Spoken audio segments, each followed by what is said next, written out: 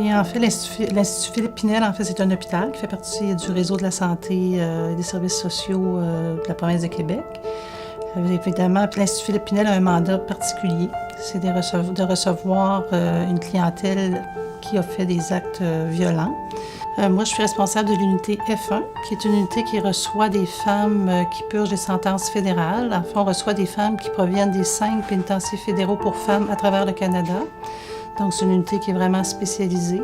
On nous réfère des femmes qui ont des problèmes de santé mentale sévères, soit de l'ordre, par exemple, de la schizophrénie, des femmes donc, qui peuvent pas être, dont le milieu de vie à la prison n'est vraiment pas adapté pour ce qu'elles vivent et leur pathologie.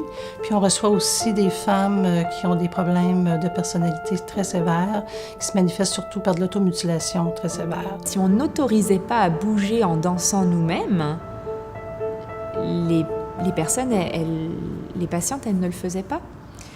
Donc ça a été tout un travail que de leur faire comprendre qu'elles pouvaient faire ça, qu'elles étaient là pour faire ça.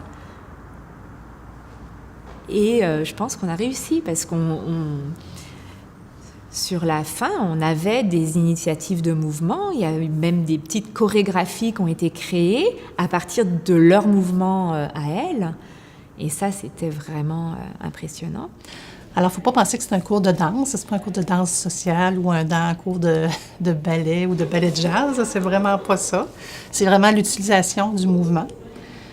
En fait, c'est à travers le mouvement pour que la patiente, nous, ce qu'on a vu, en tout cas, c'est pour que l'individu puisse être en contact avec son corps, puisse aussi, avec le mouvement, exprimer ses émotions.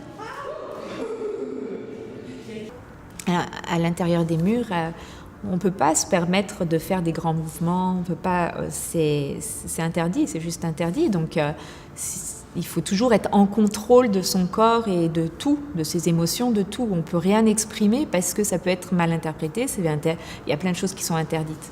Donc là, moi, dans cet espace-là, je leur permets de le faire. Donc forcément, c'est un espace de liberté où oui, j'ai le droit d'exprimer mes émotions, qu'elles soient négatives ou positives. Oui, j'ai le droit de faire des grands mouvements si j'en ai envie, parce que je suis dans un cadre très particulier, que j'ai un thérapeute qui est là pour soutenir le groupe, encadrer le groupe, et que je peux le faire là.